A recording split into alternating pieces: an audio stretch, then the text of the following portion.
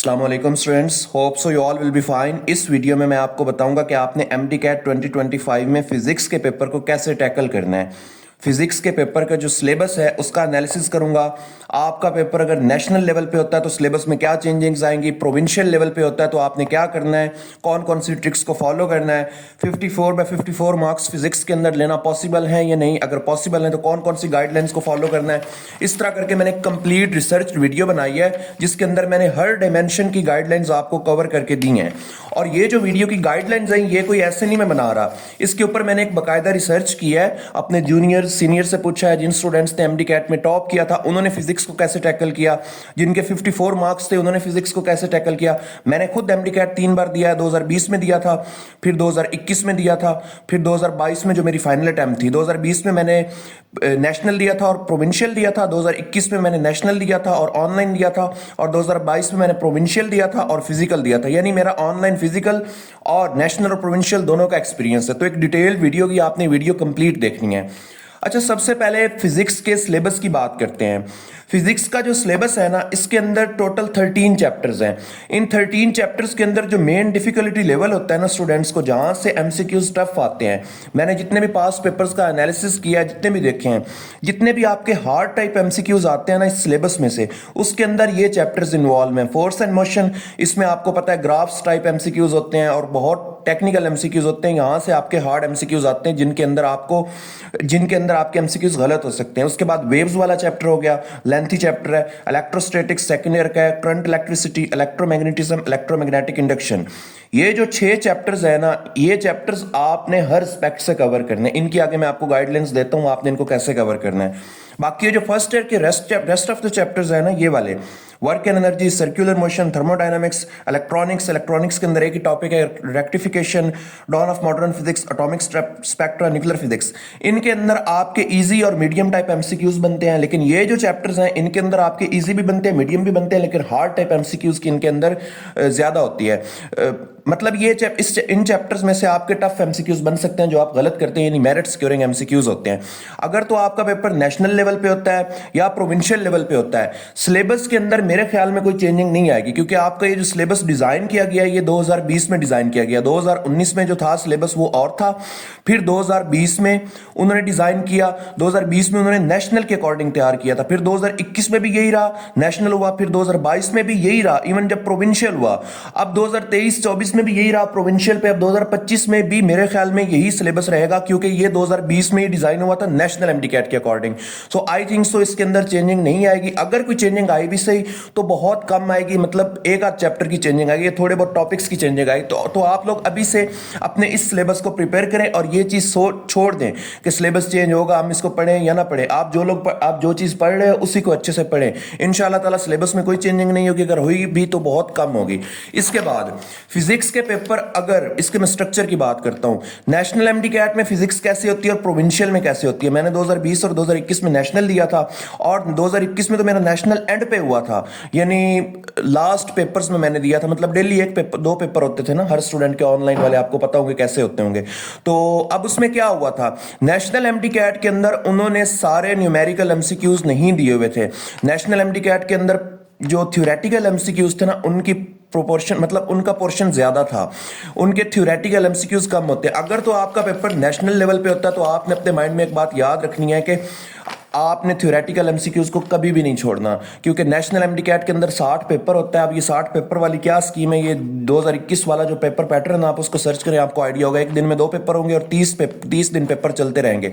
तो उसके अंदर वो एमसीक्यूज को कवर करने के लिए थ्योरेटिकल एमसीक्यूज को लाजमी पिक करते हैं। तो थ्योरेटिकल पोर्शन भी होता है और नेशनल एमडीकैट के अंदर कैलकुलेशन वाला पोर्शन भी होता है। मतलब इसमें थ्योरेटिकल पोर्शन ज्यादा आ जाता है, यानी 60-40 की रेशियो से आते हैं। 60% थ्योरेटिकल आ जाता है और 40 न्यूमेरिकल आ जाता है। लेकिन 2021 में कुछ पेपर्स के अंदर 70% न्यूमेरिकल था और 30% थ्योरेटिकल था। तो आप लोगों ने नेशनल एमडीकैट के लिए हर तरह की अनप्रिडिक्टेबिलिटी के लिए तैयार रहना है। मतलब कोई भी चीज आप प्रिडिक्टेबल कर सकते हो कि इसमें यह भी हो सकता है, यह भी हो सकता है, क्योंकि इसका कोई भरोसा नहीं होता अगर आपका पेपर नेशनल लेवल पे होता है। अगर तो प्रोविंशियल पे होता है तो इसके अंदर तो ये वाला जो है ना 60-40, यानी आपकी जो थ्योरेटिकल होते हैं वो 40% होते हैं और 60% आपके न्यूमेरिकल होते हैं। मतलब इसका कंक्लूजन ये है कि आपने एमसीक्यूज को हर तरह से कवर करना है, यानी थ्योरेटिकल को भी और न्यूमेरिकल को भी, मतलब किसी भी तरह से आपके एमसीक्यूज आ सकते हैं। आपने ये नहीं सोचना कि थ्योरेटिकल कम आएंगे, न्यूमेरिकल ज्यादा आएंगे, कम आएंगे, ज्यादा आएंगे।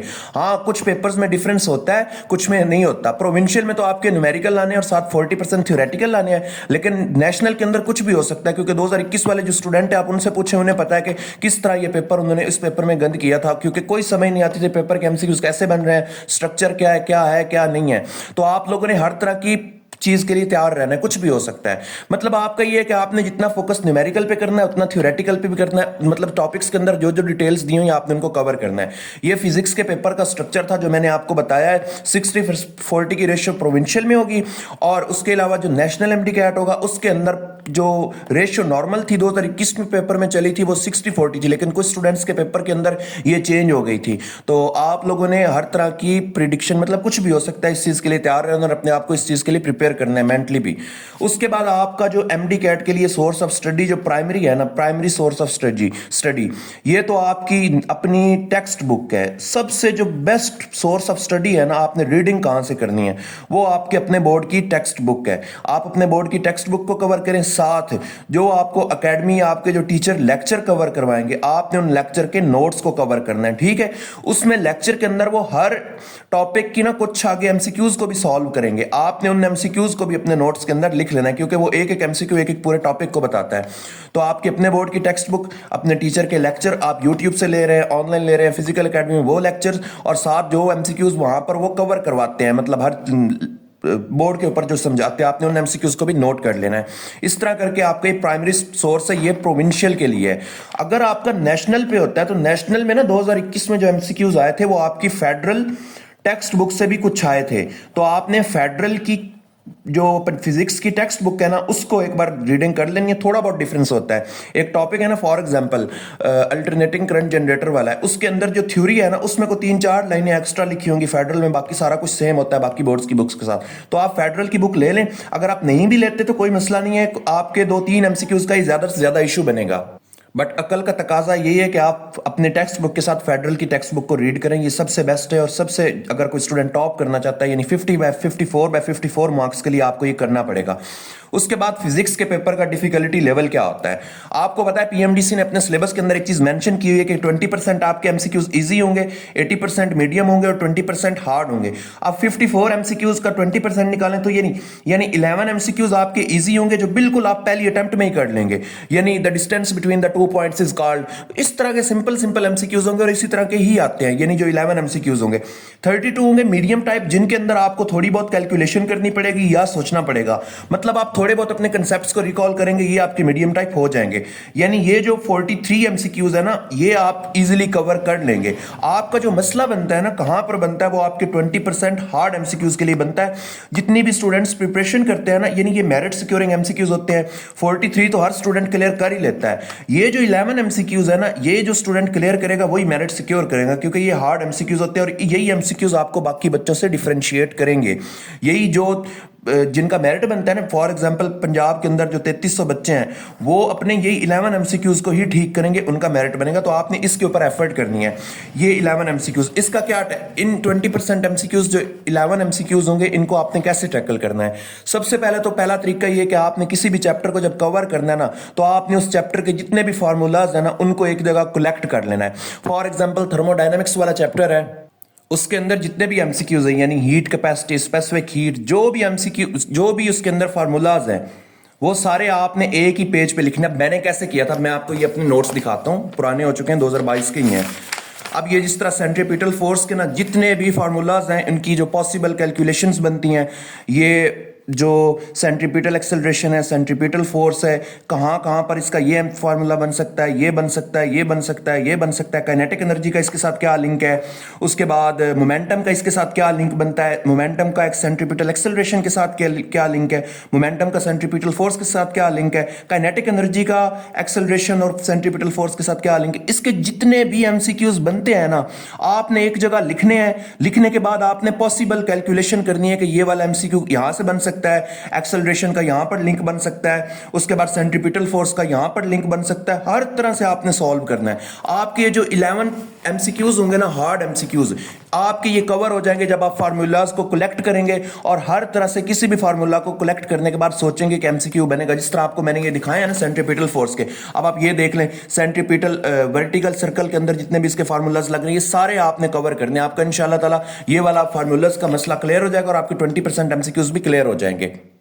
उसके बाद आती है ग्राफ्स रीडिंग। अब ये जो ग्राफ रीडिंग है ना ये आपकी बहुत इंपॉर्टेंट है, क्योंकि आपके जो हार्ड एमसीक्यूज होते हैं ना वो ये ग्राफ से ही बनते हैं। ये ग्राफ्स जो होते हैं ना ये हर एमसीक्यू में नहीं आएंगे। ये जो मैंने बताया ना आपके 43 एमसीक्यूज, इनके अंदर ये चीजें नहीं आएंगे। आपके जो 11 हार्ड एमसीक्यूज होंगे ना इसके अंदर ये ग्राफ्स आपके आएंगे।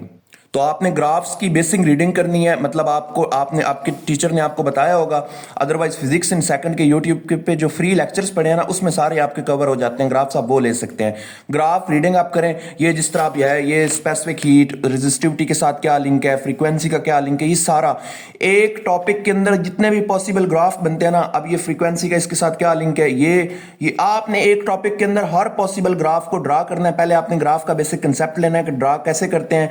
ये आप फिजिक्स इन सेकंड के यूट्यूब चैनल पे जाएंगे, वहां पर आपको मिल जाएंगे।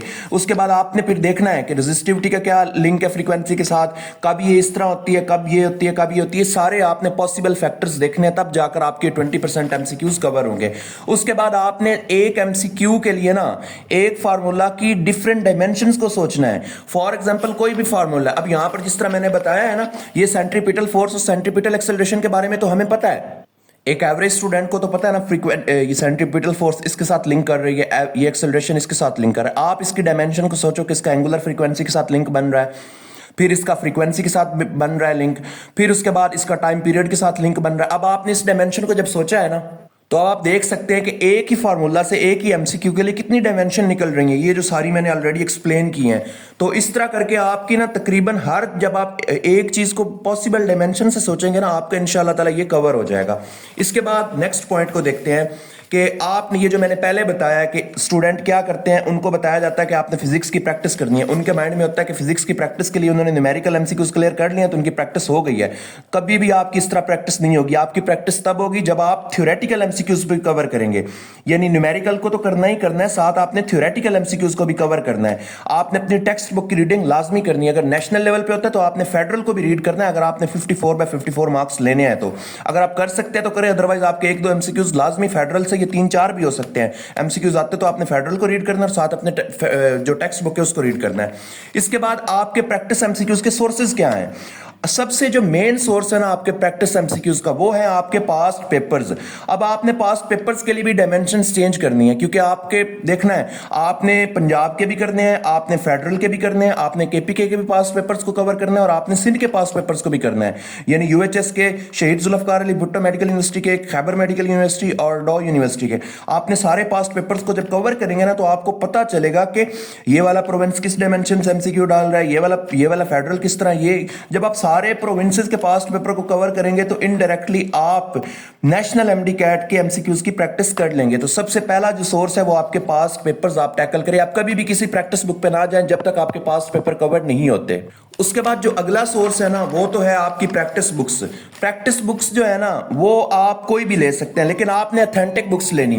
मैंने जो ली थी, मैंने स्टार एकेडमी की बुक ली थी, स्टार जो जॉर्ज टाउन एकेडमी है ना उनकी बुक ली थी। उसके अंदर 13,000 एमसीक्यूज थे और वो सारे बहुत टेक्निकल एमसीक्यूज थे, तो मुझे वो हेल्प मिली थी। अगर कोई लेना चाहता है तो जॉर्ज टाउन जो स्टार एकेडमी है ना उनकी ले लें। किप्स वाली भी बेस्ट है, बट ये अब आप पे डिपेंड करता है। आप कोई भी ले सकते हैं, नियर पेयर की ले सकते हैं, किसी भी एकेडमी की ले सकते हैं जिनके अंदर अच्छे, ये लोकल बुक से आपने बचना है। जिस तरह ये इल्मी होगी, जितने भी है ना, इनके अंदर एमसीक्यूज एमडी कैट के इस 20% ईजी, 80% मीडियम और 20% हार्ड इस पोर्शन के अकॉर्डिंग नहीं होते।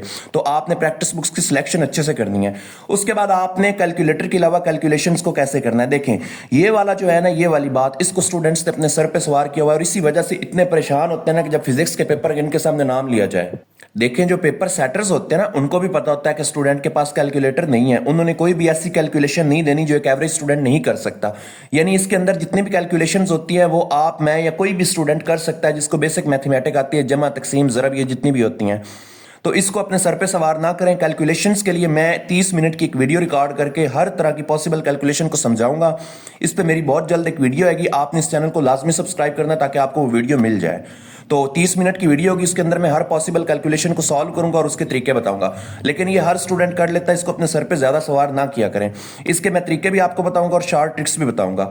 उसके बाद आपने अपने वीक पॉइंट्स को कैसे स्ट्रेंथन करना है और आइडेंटिफाई कैसे करना है। अब वेव्स वाला चैप्टर है, आपको कैसे पता चलेगा कि वेव्स वाले चैप्टर में किस जगह पर आपको समझ नहीं आ रही। तो इसका बेहतर तरीका ये है कि आपने जब पास्ट पेपर के प्रैक्टिस एमसीक्यूज को कवर करना है या आपने किसी भी चैप्टर के प्रैक्टिस बुक्स में से एमसीक्यू को कवर करना है, तो आपको उस टाइम जितने भी एमसीक्यूज रॉन्ग हो गए ना, तो आपने देखना है कि वो किस पोर्शन से गलत हुए हैं। आपने एक चैप्टर को प्रैक्टिस करना है, आपने देखना है एमसीक्यूज कहाँ कहाँ से गलत है। जहां जहां से आपसे आपके एमसीक्यूज गलत होंगे ना, आपने उस जगह को आइडेंटिफाई कर लेना है। फॉर एग्जांपल वेव्स वाले चैप्टर में आपका कोई कंसेप्ट आपको समझ नहीं आ रहा। अब जिस तरह ये है, आपको लगता है कि आपके वर्टिकल सर्कल वाली जगह से एमसीक्यू आपके सेंट्रीपिटल फोर्स में गलत हो रहे हैं, तो आपको पता चल जाएगा कि आपका ये वाला, यानी आपके जो प्रैक्टिस बुक्स होंगी ना, उसके ऊपर जो आप एमसीक्यूज प्रैक्टिस करेंगे वही आपको बताएंगे कि आपकी तैयारी कितनी है, आप कहाँ से वीक हो, आपने स्ट्रेंथन खुद को कैसे करना है। फिर उन्हीं रॉन्ग एमसीक्यूज के ऊपर आप फोकस करेंगे, इंशाल्लाह ताला आपके वो कवर हो जाएंगे। इसके बाद आपने अपनी एक स्ट्रॉन्ग कंसेप्चुअल बेस करनी है। अपने कंसेप्ट्स को स्ट्रॉन्ग करने का ये तरीका है कि आप हर चीज को लॉजिकली सोचे, रेशनली सोचे कि ये चीज कैसे वर्क कर रही है। एक एमसीक्यू है ना, फॉर एग्जांपल, इसको बहुत से स्टूडेंट गलत करते हैं। वो कहते हैं कि अगर एक कैपेसिटर की प्लेट्स की लेंथ, विड्थ और थिकनेस को इंक्रीज कर दिया जाए, डबल कर दी जाए, तो उसकी कैपेसिटेंस पे क्या फर्क पड़ेगा।